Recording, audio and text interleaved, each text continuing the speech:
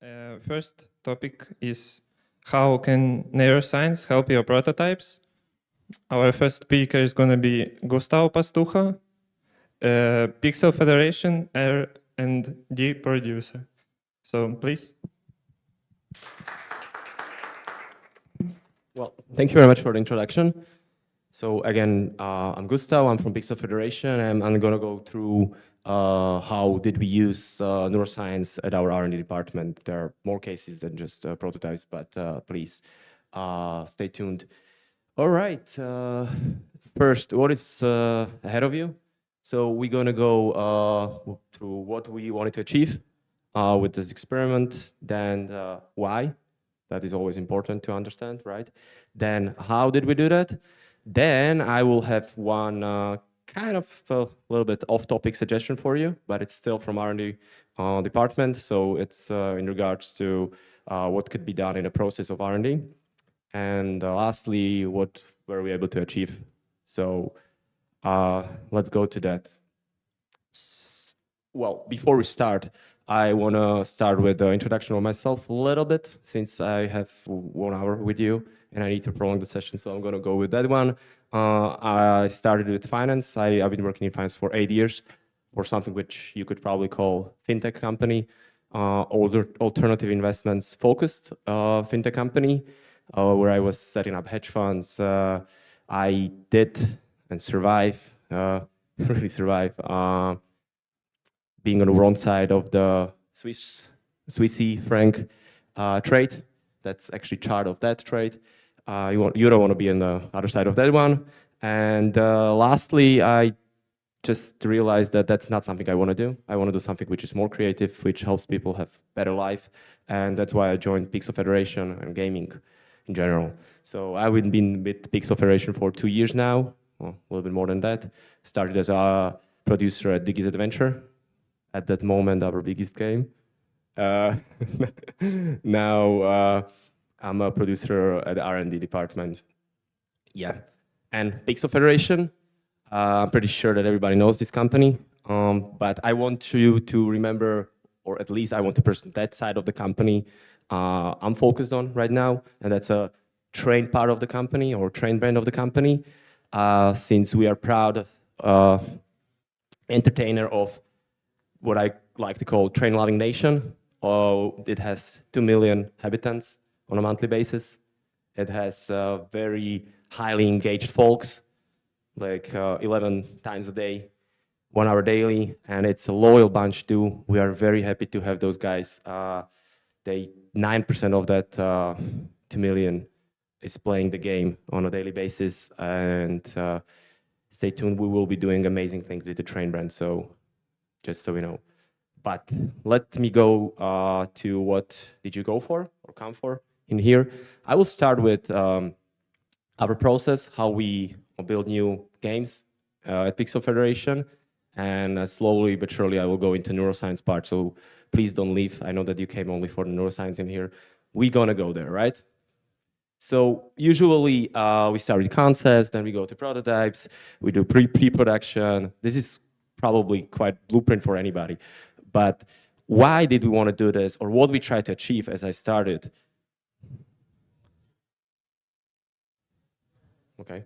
Why did we start with this? Is that as we start with a new game, we always see that there is some sort of a conceptual error, and we know that we will have that. That we know for sure. It's given. We just don't want that to be too big, because as you see, as you go further down the lane, the problem becomes that it's really expensive. So what we try to do at R&D is that not to be too, not to make too much of a fuss when we have to spend thousands at the beginning or a couple of more weeks, so that we don't have to spend millions afterwards. And trust me, we've been down the lane. We know what it means that if we are not able to find audience afterwards or something like that. So we really want to do possible and impossible at the beginning of this journey, so that we don't have to spend or kill the project, because that could be the difference, right? But again, we are sure that we're going to have that. We just mitigate it. So that was the reason why we did this. We wanted to mitigate the overlooked conceptual error. Right now, I take you to the process, where like the small part of that, the only conceptual part of that. and that starts always with the target audience. So we always try to learn as much as possible about the audience for whom we will be creating games. Like as mentioned, the Train Nation would be your 40+ male audience. They will not be too high on testosterone. They will be, they don't need explosion in their game. So we know a lot about those guys, or try to know as much as possible. So that we start with, right? So we know that we will be building game for this audience because there is this much of a market, this much of a money, this much of a people. Then we approach them with text, which is the smallest thing or easiest thing to do. So we basically give them a survey. We go for a panel for this particular audience, and we have them answer questions like what could be the topic of the game they would like, the mechanics of the game, these kind of things. So we know as much as possible about their preferences. So we don't create game for the audience, which will believe they will want to know or they will want to play, but we create a game which we are sure that they want. Of course, like to interpret somebody's verbal answers is always quite difficult, but that's where we start. That's just the start of the process. We try to cut from that block of stone statue eventually. So we just go for the biggest hits at the beginning. So that's where we ask the data to the panel. Words, right? When we have those, we take them home, we take them to the workshop, which it's kind of inspired by Disney, but by any company really. It's like you will give different roles within a company, or within the group of people who will be in the same room. And what we try to achieve on that particular meeting is that we want to go out from that room with a couple of concepts, like gaming concepts. So we will have, let's say, 12, 15 concepts, and we distill them to a couple of those which we believe have the biggest possible success there, or potential, if you will. So that we then take to another room. I just try to guide you through our rooms, but still, we take them and we create the first marketability tests. What we used to do in marketability test is basically that you create a 30-second creative and you throw it on the market and you see how people react to that. That's the marketability of that particular concept. So we take it there, throw it at the market, and we used to do what is called fake ASO, which is basically that it pretends it's a game, and also if you click on it, then it will take you presumably to the game. Obviously there is no game. People were pretty pissed about that, so that we don't do anymore, and we realized that we can actually do more with these guys. So instead we take them to surveys, and they kind of appreciate the honesty. So at that moment they will tell us a lot more. So that's another source of information for us at that beginning, where we really want to have as much as possible of the information. I keep repeating myself, but that is important one. So yeah, we have visuals, throw it in the market. As of that moment, we know a couple of information. We know for whom we want to create the game. We know what they click on, right, from the market. Then we know what they claim they like, a lot of claim data, basically. And we know what they say they want, right? If you remember at the beginning of a journey, in the words, they said that, yeah, I want this space entertainment park, whatever game. That's the kind of information we have. And from there, we take it to specifics and decisions. Now, I did promise you that I will give you one suggestion, which is a little bit off topic. But you will learn it's not actually that much of a topic. So what we do, and I strongly suggest to do this if you are from R&D, we always take this to the place where we, like from the information we were discussing before, we know what is the reward, right? We know what is the market, kind of, we can project that, we can estimate what it is, right? And what we don't know as of that moment is that how difficult or costly would it be to create that game. So, and what is my suggestion is that we have the same group of people always assessing that, like how difficult it is. And so you just, I mean, this would be a good concept, right? This would be like how rewarding, not too high of a risk. But you have the same group of people always assessing it, and we have them quantify that. And at the beginning, it was really just a strange exercise because people will be giving like frees on the difficulty of R, whatever. And they're like, yeah, it's a telephone number, right? It's free. But if you do this constantly, if you do it with the same group of people, you will have referral points, right? So you will eventually have like this metric being filled, and they will have like, oh, but if this is free, then this was for. And what is important about this is that people are much better and better at estimate what is the cost of the project I mean, again, they will not be precise, that we know for sure. We are like, at the best, it's all guesstimates, but they will get better. Also, they will have reference points. And also, it's kind of nice, challenging task for like your top level people in the company. I mean, I'm not saying they get bored, but this is very nice place for them to, show their skills. And yeah, and this is actually what is good about this is that this, you can revisit it and say, right, but we are not completely right in here. And you learn. So I strongly suggest to have the same people, group of people, and maybe you will find eventually, that one everybody aims for, right? High reward, no cost. We're still searching for that. So by the way, if you have it, just ping me. Now, okay, that was the off-topic suggestion. Let's circle back to conceptualization, yeah, and this is where, because this is about the neuroscience. So far, there was not too much of neuroscience here. Sorry for that. Now going to go to that part. So we knew the specifics. Again, what we knew, for whom, what they want, what they say they want, what they click on, a lot of claim data from the surveys afterwards. We have a lot of those data. Now, but we learned about Brainamics. I mean, we were working with them. They did play test with EEG. And we thought, all right, so what if we knew that, how they feel about it too, right? That as of that moment, when they watch our videos, and that's where we reached out to them. We have this slide always. We used to do this gig together, so it will be, especially the neuroscience part, would be much worse than if I have my guys with me from Brainamics. But anyways, that's our relationship with them. How it works, you take people, your players, your target audience, to the room. So obviously it's a laboratory. It's not your natural habitat, right? We take them to laboratory, you give them helmet, the EEG helmet, and you track their emotions.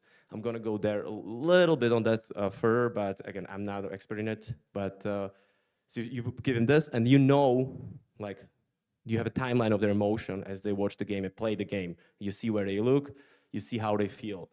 And yeah, you need to obviously baseline them, like what is, like, I'm a neurotic person, so for me, anything is like highly emotional, somebody else would be more stable. So you need to kind of baseline and so you do a little bit of interest. So it is a little bit cumbersome of a process, to be honest. So you cannot do this on hundreds of people, or you can, if you're very rich, you can do it.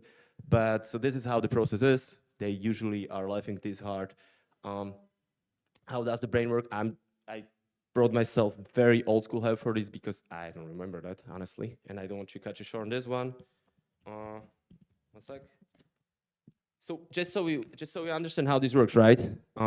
Like the whole EEG thingy. So yeah, the human brain consists of, I'm gonna read it, sorry, not good presentation. Consists of million of neurons.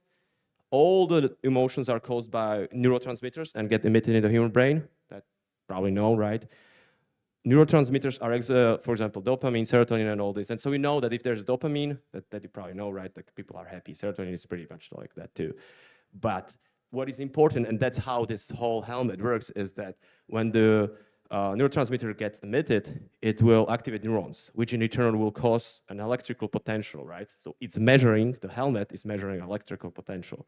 So I'm just trying to explain why do I believe in this. It's just not no regular helmet. It's a helmet which actually measures this. And that can be obviously measured by that.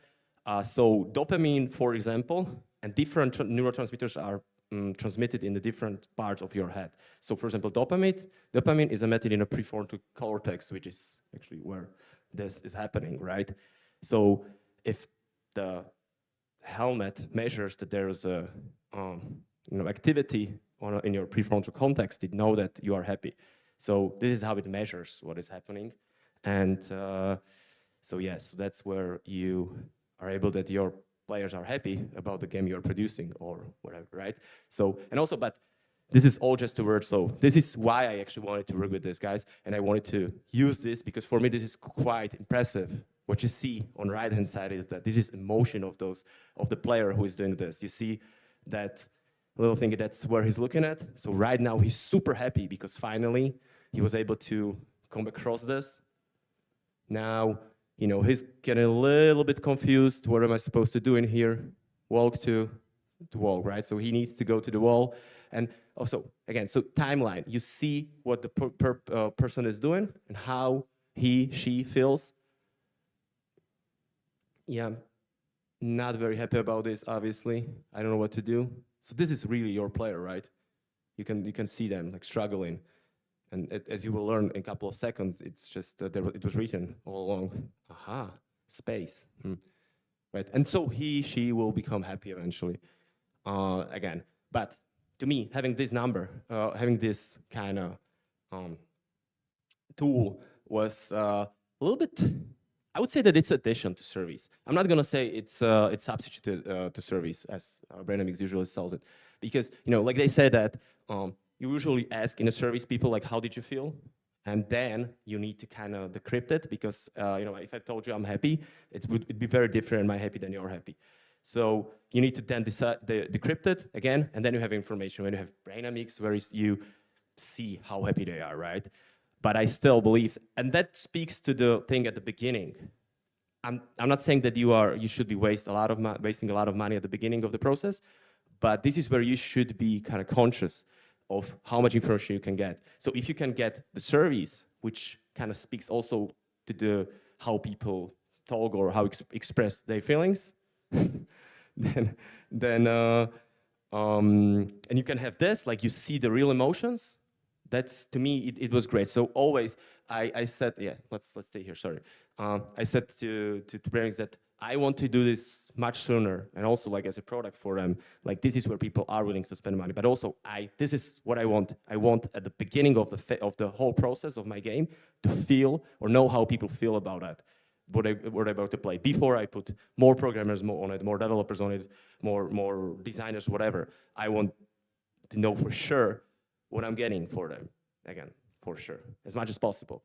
So we decided that we will try to do the test. We did together, and this is basically what this presentation was supposed to be about. And we did this test where we had 7 participants, we had 7 creatives and surveys, and the same 7 videos were thrown at the market. So we knew that how people clicked on that, how people responded to that. We are having surveys next to it, so we knew what were the preferences, so we knew all of this information about these videos. And at the same time, we knew how they reacted in the Brainamics, what were their feelings. And also, this was a target audience, as mentioned before, plus 30, those are our guys. They are playing this kind of type of games, genres. They like these themes. We wanted to have 50% pairs and non-pairs. You might be asking, like, how did you do 50% when you have 7 players? I don't remember that number, but still, we wanted to have basically the whole distribution. And since Brainamics is AI kind of engined, I felt like I will give my share of AI in there too. So I threw this in a Midjourney. And this is how Midjourney imagines our players. So yeah, I don't know. You can judge it yourself. Okay, while we had those guys in a room, you saw those, right? Since we had them for half an hour, to be honest, we had those videos only for a couple of minutes or like half of it. We wanted to see also if we will be able to extract some information also how they feel the questionnaires. And I personally kind of hoped that I will have information also like how they feel about certain questions, like if I will see them happy while saying that certain mechanics in the game is great or something like that. That's what I expected. I didn't have that much of that. It was really very, very different when it comes to questions. But we learned a couple of things about questionnaires. So this is another freebie I kind of give you. We learned that you probably know this intuitively, but you want to keep this simple. The questionnaires, because people get frustrated very soon. What we learned is also that people are happier when there is a new segment of questions. They just get this energy burst, like happiness burst again. They see like, okay, we start again. And so if you have too many questions there, they get bored, like badly bored. So keep it. I mean, it also depends what you want to get from those questionnaires, but you know that if you have somebody bored, that those answers probably not going to be too great. And lastly, and this is interesting, they like to answer about their favorite games. That's where they were the happiest, all of these guys. So a couple of hints on what to do or not to do in questionnaires. Results of that first experiment with it. this is not surprising, right? First and seconds of creative are not surprisingly the most important ones, especially if you put them on Facebook as we did, because else they're not going to watch it. But there's another element to that. So we would know this from the market. But what was kind of interesting for me was that I can measure it, actually. I can see that from Brainamics. I can actually determine based on how they do in a, what is the positivity at the beginning of the video, what will be in my CPMs or CTRs, right? So we kind of learned how this works. There was this stellar video which actually won across the board. It was the best when it came to marketability. It was best when it came to the results from the survey. And it was the best, obviously, in the beginning, at the positivity at the beginning of the video, which is like the right-hand bottom corner. You see that 0.25, that's a high valence at the beginning of the video. So that was the biggest, best concept. Now, we tried to outsmart the market when we did this, because again, like we had those 7 creatives, they were probably composed from 10 elements or something like that. And we've seen videos which, based on the market performance, we would throw them away because they were horrible. They didn't perform. But when we forced people, as you can force people also in the market, right? Like rewarded videos or what have you, they really liked that at the end of it. Like there was a video with the best positivity at the end of it, but very bad positivity at the beginning of the video. And now we thought that, all right, I know what to do, right? Like you probably all know what we kind of thought. So we combined the best beginning and the best end. And you probably see me speaking not about prototypes anymore. And this is actually kind of R&D thing too, is that sometimes you start the route and you don't know where to go. Like you just hit some bumper and you realize that, all right, but I mean, this doesn't give me that much of a value. It did also in a prototyping phase, but there's something more, right? So you go with it. You see there's information I didn't have before. So let's roll with it, let's try it. So we combined these two videos and they should be working the best, right? We like best beginning, best end. Do it in the market, expected in the Nobel Prize and all that shit, all those things, sorry. Yeah, didn't happen, of course, didn't happen for us because there is other elements to it. There is really like, eventually, that's where we kind of focus, all right, so we can do this in creatives. We can do something about this in creatives, but we need to do a little bit more. This is a screenshot of a working table of amazing guy. I'm gonna be giving shout out in 2 minutes too.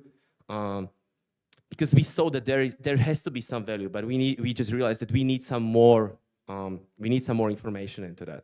We needed basically to understand better concept or context of the video, colors, other things. Like you need very, very good person. Like this is Martin, he's from my team. He's amazing combination of art and analysis. Not here, but he was the one who kind of came up with, all right, so let's not throw this away. Let's stick with it. Let's try to find a combination, like the information we get from Brainamics, from the EEG, obviously. Then once we get from the market itself, like your CTR, CPMs, and maybe something from surveys, but yeah, well, that's claim data, difficult to interpret, but we had numbers to analyze. And if you have this kind of information, we realized that we really were able to identify performing elements of the video.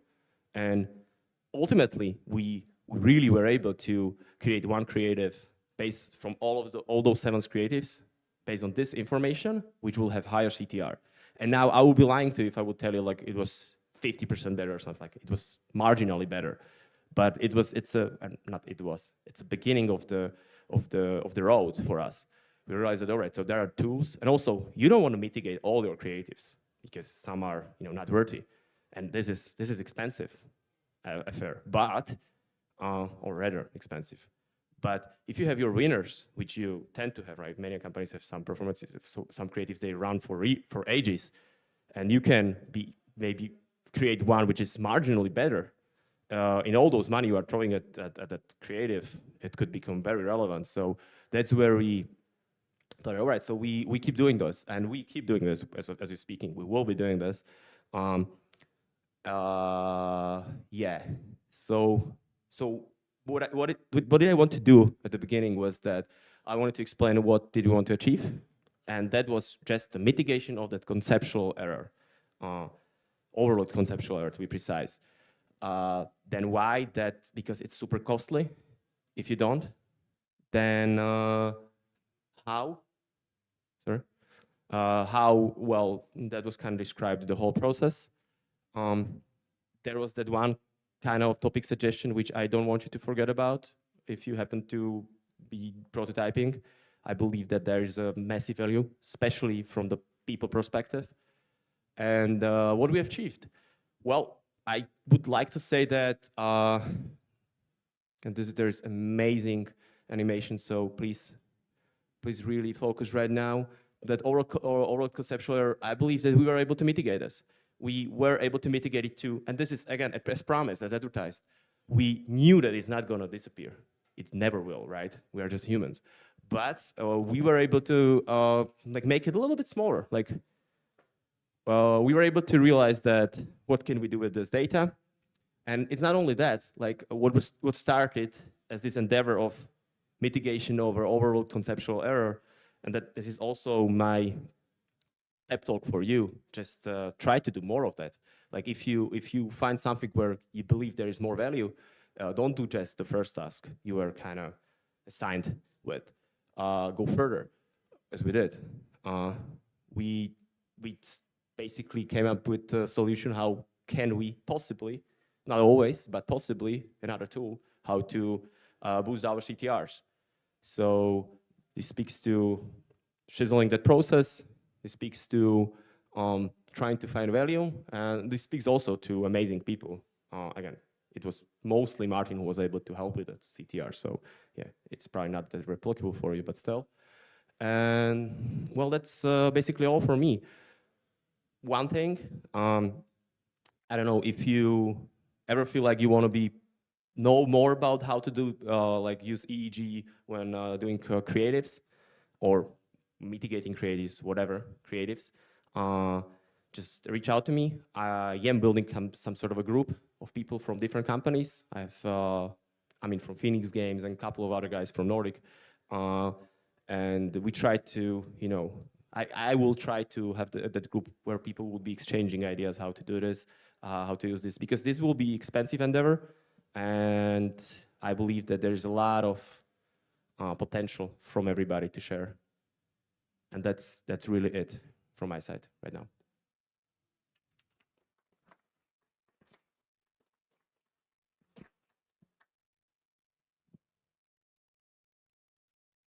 Thanks a lot. So now we got time to join the question and answer phase. If you've got some extra questions for our speaker, you can ask them right now. Hi, thanks for the great talk. I have just one question. Did you actually use, because I couldn't understand it probably, did you actually use this Brainamics thing, I mean this EEG, into the process of production of this trailer, right? This video? Did you actually use it? Oh, yeah. In your studio, in Pixel Federation, or Brainamics did that for you? Now I see the question. No, they did it. Like we told them this is the audience. We created those creatives, and we have them collect these 7 people, bring them to their office, sit there, have a helmet, watch our videos. Okay, so it was outsourced to them, the process of EEG. Yeah. We just chosen the target audience, right? Like we knew who we want to have that helmet on. Okay. But we got all the data from there, right? Like we saw each and every player, which with all the charts, everything, and that we then used for creating new creatives. Great, thanks for question. Maybe someone more? Oh, great. There was a chart about this brain science, about how positive or negative the people was, and I assume that your aim is to create a happy and exciting game. But what if we want to create something like horror games? What are we aiming in this chart to how it's supposed to look like? Or Yeah, okay. For me, I don't try to do those games. Or we don't. Well, okay, good question still. I mean, yeah, can we let me go to that chart, right? What kind of emotion? Sorry.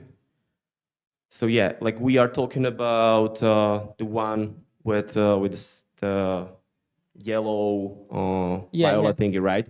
Left Yeah. down. So yeah, or better description of that. Thank you very much for that.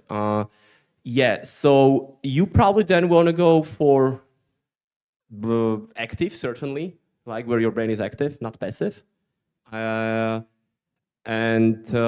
maybe nervous, which will be left hand side of the active. So like a little bit of a negative emotion. Also, what must be said is that you don't necessarily need. But I don't know, honestly. You need to. I mean, this you want to check with them. I wouldn't know what to do with horror movies. But the thing is, like, it's not necessarily only about like you don't want people only to be positive. For example, I mean, you want, but you might not want to. Like there are moments, like we know for a fact that people are more willing to pay when they're frustrated. I'm not saying, I mean, this is kind of black pattern thingy, but you kind of like, there is a whole spectrum of emotions. Also, you don't want them to, you cannot even, like, happiness is not something you can keep, right? So you need to have those waves. But the thing is, you can measure them. And also, you can control it if you can measure it, obviously.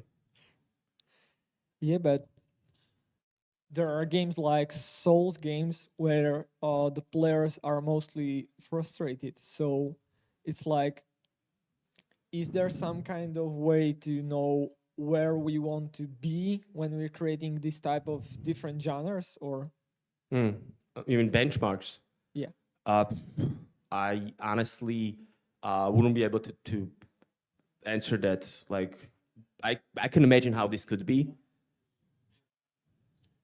I can imagine how could this be done because, you know, like, but you will have to ask Brainamics for that, like if they have some sort of a database and they can tell you benchmarks. But you always, like, you get interpretation of the data. We talk about that, right? Like, is this also, like, for me, is 25 positivity high? So that's where you discuss it, right? Because it might not be. So you always need to have context for these numbers, but that you can get, obviously. So it's like you are creating jumping and you see that your audience is very happy. So you're like, that's too easy in this case. We need to make it harder so they are more frustrated. Sure, but also, like, you can be happy also while coping with a difficult task, right? So it's not this straightforward, and this is why, like, I did the invitation at the end of it, because I know it is super difficult to do this. Like, it is not that straightforward as was proven by our example. Like, we thought, oh wow, this is so simple. It's not. There's a lot of context in it. Thank you. Oh, yeah, of course. Here we go.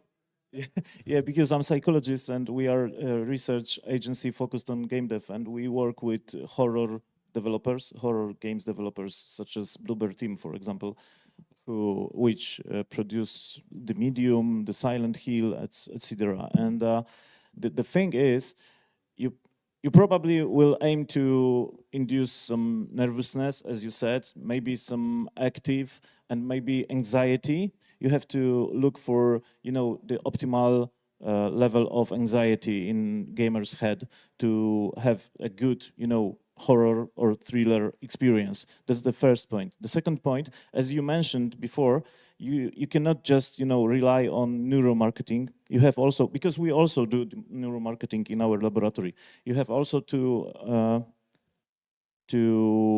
interview your gamers, and you have to have in-depth discussions with your, you know, participants in some such kind of tests. So after playing the game, for example, Souls game, you have to answer them: was there the level of oh my God, I lost the word.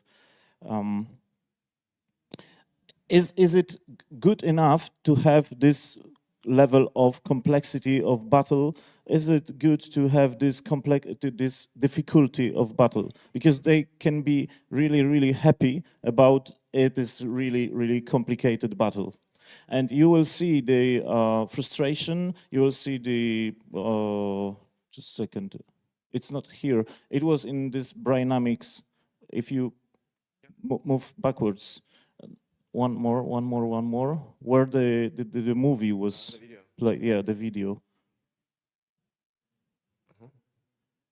Yeah, anxiety, angry, and yeah, anxiety, angry, and active. This upper left quarter. You probably will see gamers there, but they are happy to be there. So yeah, so that's why you have to follow the follow this research with IDIs, so in-depth interviews. So yeah, that's how it's done normally. Probably you also do it because you do also surveys and discussions with players and so on. So yeah, that's maybe the answer to your question. Thanks a lot for that dialogue. Maybe some new question appeared. Yeah.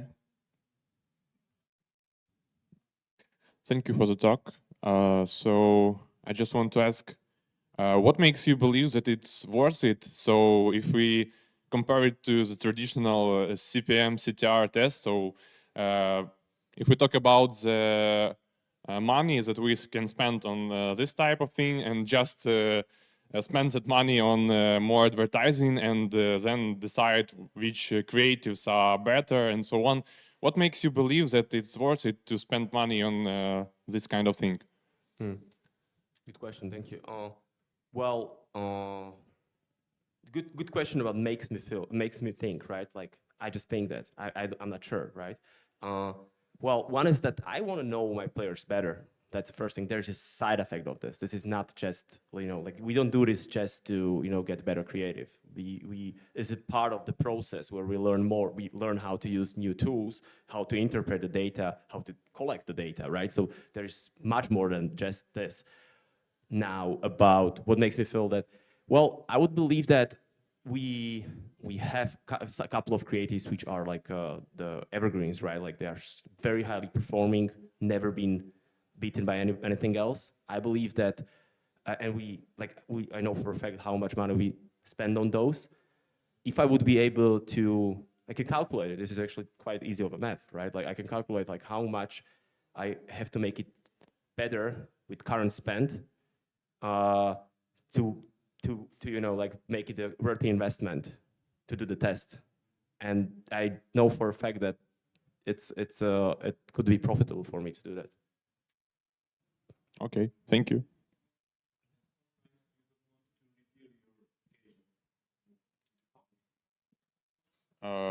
Yes, but that's in case of like consoles and PC games. But when we talk about mobile games, it's like very fast when you show it to the audience and test. Yeah, but also when you test, right? Like, you have this and you try different shades of that creative, right? Because Yes. it works, but it could be better. You go blind in a way, right? Like, I mean, blind. You go like, okay, it should be more. Should be more green, or there should be like I mean, there's details, right? And now you can kind of measure it. Like, you know what it does to people, those things. So you know that probably on this particular element, I want to focus more. And also, with this amount of samples, is it really reasonable data? Well, like 7 people, that's a very small amount if we talk about analyzing the data and so on. Yeah. If it's really reasonable, or this, I understand that you are trying this and it's like new thing for you too. But I think if we are looking for reasonable data, and it should be much more people. So like absolutely 50, 100. Well, yes. Well, we aim for more when we do this next time, honestly. But also, like, the takeaways with it were really on the same. Like, again, like, all those 7 people, like, there are certain things all of you would be reacting very same, like emotion-wise. I mean, if I shot a gun or something like that, right? Like, I mean, so there are things where people react similarly, or actually very same.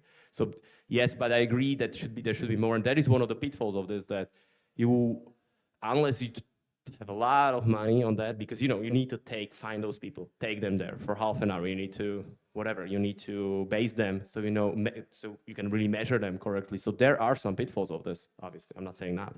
It's just like that's another social information which is. I'm not saying do just that. Don't.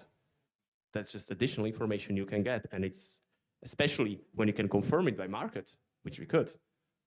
There's something in it. I think it works. It may work only because it's a focus group. So you gather the concrete people, which is supposed to be your main audience, and test them. But when we advertise in traditional way, it's a lot of people, but they're very, very different. That's not your focus group. Some of them are, some of them not. So maybe because of it's already focus group. That is why the data is more or less reasonable. Yeah, probably. Yeah, probably. But also, in many of the cases, some of our games are really for specific audience, right? So, I mean, I don't even want somebody who's not my audience play that game because, I mean, I do, but you know what I mean. Okay. Thank you very much. Well, thank you too. Some new dialogue occupied here now.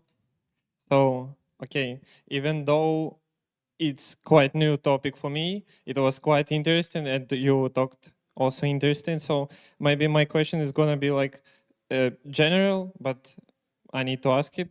So don't you think that in the future it can lead to some sad cases that it is so analyzed and understood?